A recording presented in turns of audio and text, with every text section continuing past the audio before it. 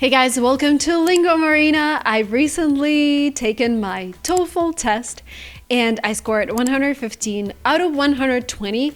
And this time I only took about 2 hours to prepare because honestly this was my third time taking the TOEFL test, and I found a program that I really like at Stanford. So I decided to take my chances and apply, and the first step of course was taking the standardized tests. In this video we're going to talk about preparing for TOEFL in 2 hours. And of course this is not something I advise at all. Like 2 hours is not a lot of time, but I know there are some of you who are in this situation. Your exam is tomorrow. Comment down below, when is your exam? Like how much time you have to prepare. But I feel like this plan that I'm gonna give you in this video can be made a lot longer. You can dive deeper into each section and prepare for a longer period of time. When I was getting ready for my first TOEFL test, it took me around 2 weeks to prepare. And one thing I wanted to remind you of is that test prep is not the period of time where you learn English from scratch. Test prep is when you get acquainted with the test, when you try to take some mock tests and just understand the whole experience. And TOEFL is an experience that you have to be ready for. Now, let's dive deeper into this video. I will tell you what to expect during the exam and how to get ready if you only have 2 hours to get ready for the test. First of all, of course, you need to understand the format. Yes, TOEFL became shorter compared to the first time I took it, compared to the second time I took it. It just takes around 2 hours to complete, but normally it takes 2.5 hours because you need to allow around 30 minutes for the check-in process. And by the way, I took my TOEFL from home, and I feel like this would be the option for a lot of students these days. You don't have to travel to the testing center. Sometimes you need to go to another country.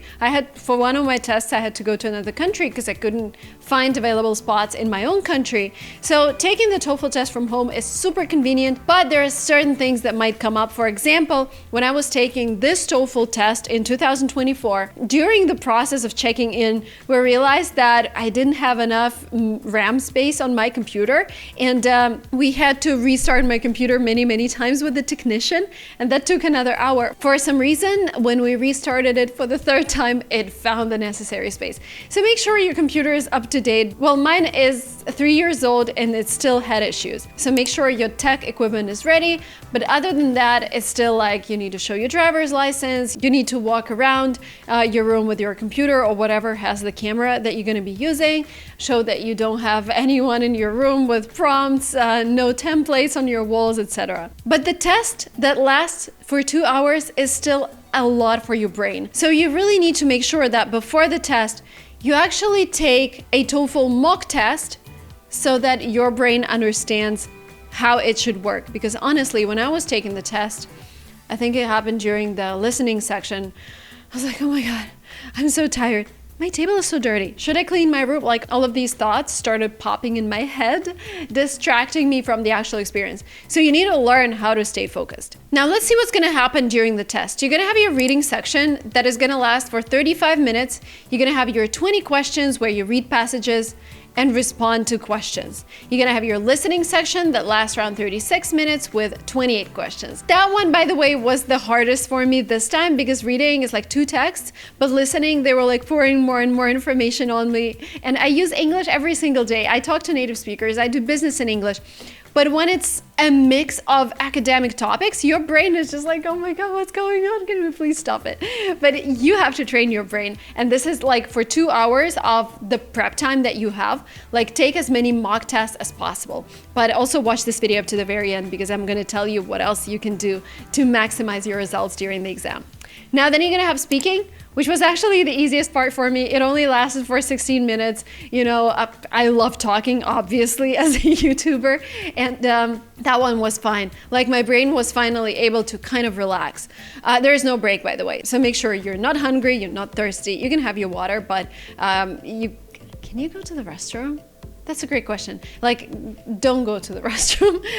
Make sure you're like all set for 2 hours. And then you have your writing part, which was again easier for me. It lasts for 29 minutes and you'll have to write 2 texts. Now what you'll have to do during your preparation is dive deeper into each section. And here are my tips for the reading section. Now, I'll ask you to try to do at least 2 reading tasks before your test.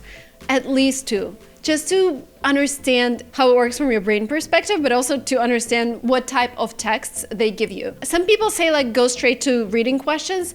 For me, I still read through the text like really quickly to understand what's going on, to understand what the main subject is, because it's a lot easier for me to answer simple questions that follow the text. Some questions will be more complicated, so I'll need to go back to the text, but with some questions you don't even need to reread the whole thing again. So questions are going to ask you for factual information. What is this text mainly about? And always look for those words like mainly, primarily, because the text can have several topics and the answers will point at them, but they will also be the main topic. So you really need to make sure you're reading the question correctly. Now the text will have like a certain phrase and you're going to be asked what this phrase means.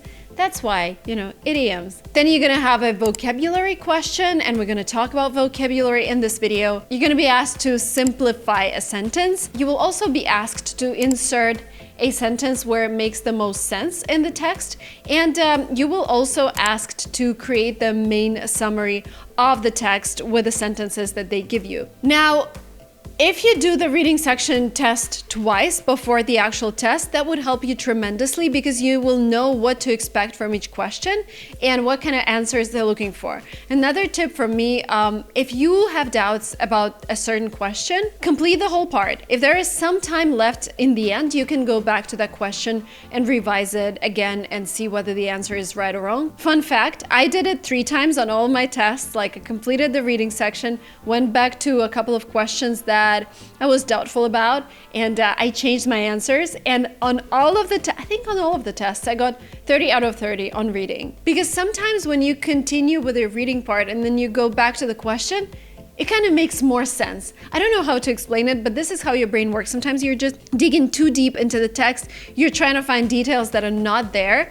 And sometimes the question is just easy and basic, and you're like, you just need to go back in a relaxed mode and answer the question. So do that. That helped me a lot. Now, if you have some time, of course, brush up your vocabulary. There are lists of words that are frequently used in TOEFL tests. We have a lot of those words in our TOEFL prep course, where you can find all the necessary checklists and lists of words that you can brush up before your actual test. I will leave the link below, but think about words like sustain, proximity, decline, obtain, mundane, exploit, distribute, deplete, essential, crucial, primary, former, thrive, feudal, conventional, secure. A lot of these words are used in the actual TOEFL test, and when you have this vocabulary question, for example, what does the word empower mean in that sentence? That could be one of your TOEFL questions.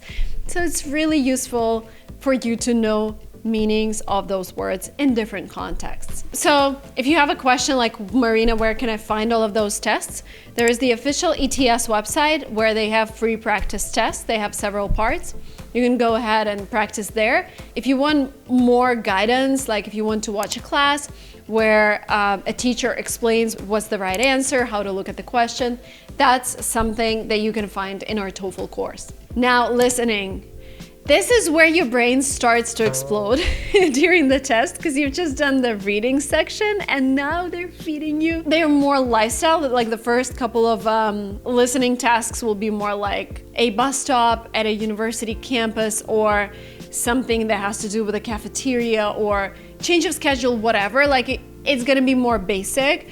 This is where your brain can relax. So you're gonna listen to 2 audios like that, and you're gonna answer the questions. But then things get a little more complicated. You're gonna have 3 lectures, 3 to 5 minutes each, and those lectures, oh my God, they're gonna dump so much scientific and academic information on you. Okay, let's study this marketing phenomenon. It has several implications. This is how this works in the market economy. This is how this company applied this concept to their products. This is what happened. And there will be so many additional details and things. And this is where you have to write things down.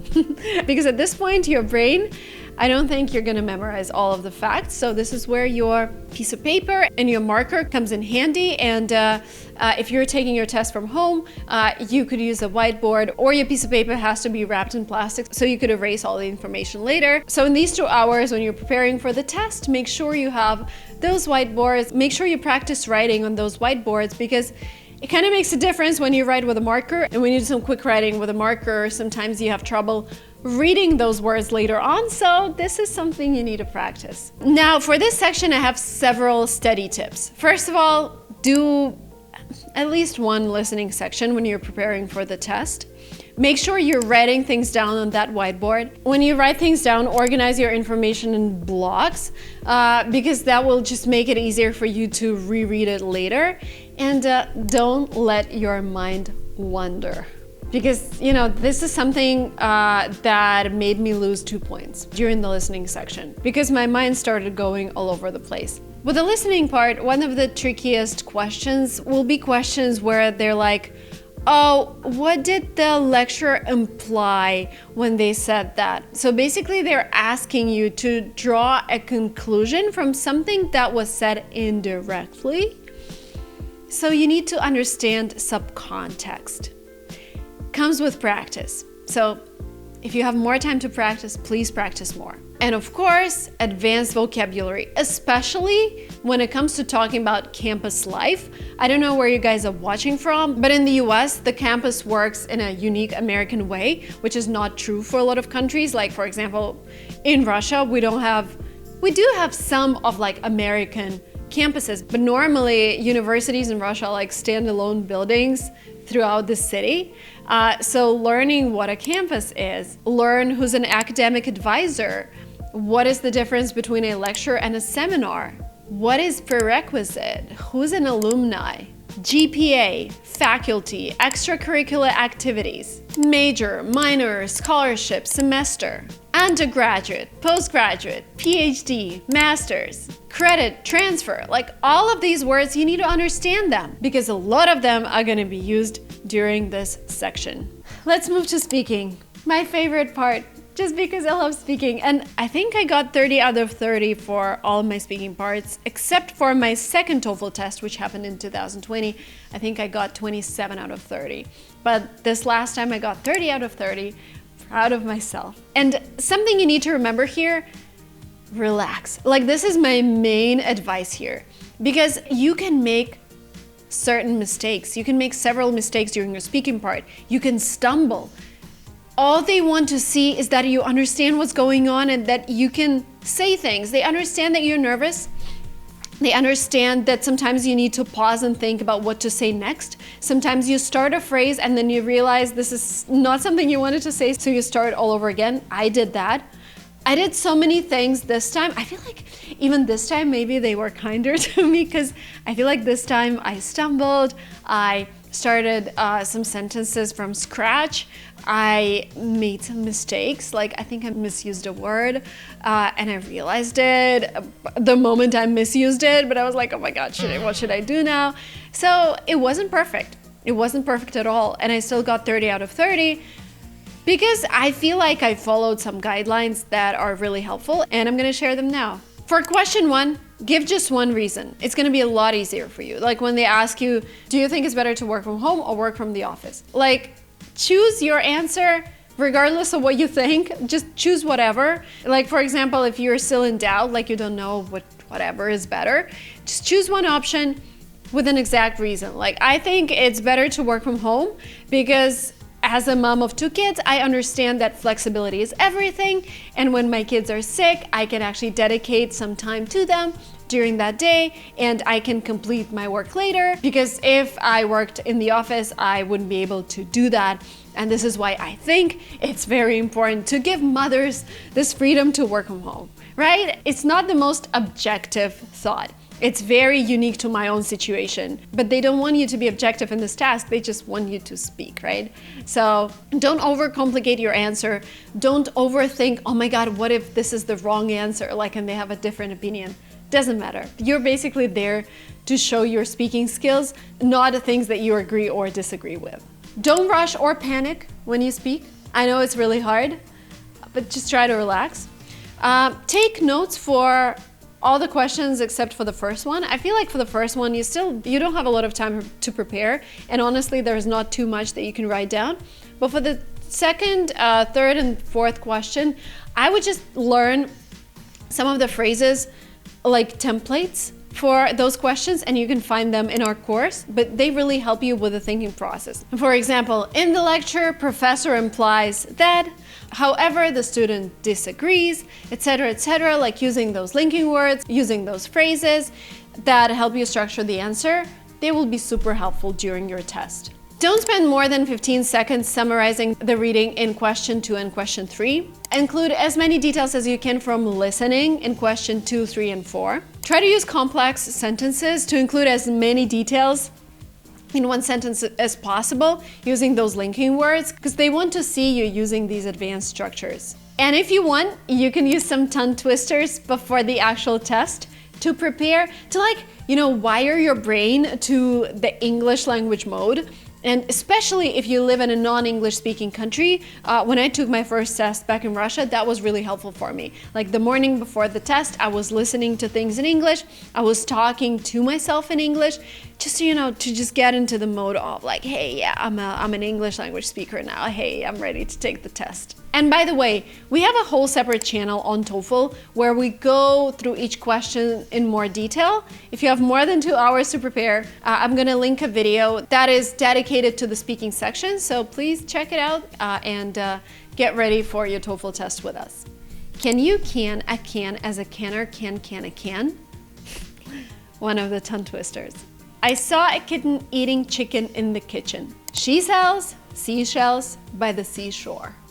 Or you can find a lot more on the internet. And your last part of the test is writing. This is where you'll have to write 2 texts, and here are my tips for this section. Let me explain you the tasks first. Now, for the first task, you'll have 20 minutes. You will read a short passage and listen to a short lecture. Then you'll write a response to what you read or listened to. For the second task, you have 10 minutes. You're gonna state and support an opinion in an online classroom discussion. Strategies for this part. Once you finish writing, reread the text from beginning to the end, from the end to the beginning, because this way you're gonna find more mistakes. Revise articles, punctuation, spelling. In the first task, organize your thoughts by paragraphs and use the templates. There are templates for the writing section that are super useful. They tell you how to start each paragraph, and they basically help you organize your way of thinking and your way of writing. In writing for an academic discussion, make sure to elaborate your reasons. Don't just state if you agree or not, give more details. Don't really waste time on writing conclusion. You can write a sentence, that's it. Don't waste too much time on writing the whole paragraph. But the middle paragraphs, like your beginning can be short, your ending can be short, and your main paragraphs have to be similar to each other in terms of size. That was it for me for today, guys. I keep my fingers crossed for your test. I'm looking forward to reading your comments. Thank you so much for watching this video up to the very end. Please subscribe to this channel, and I'll see you very soon. Bye!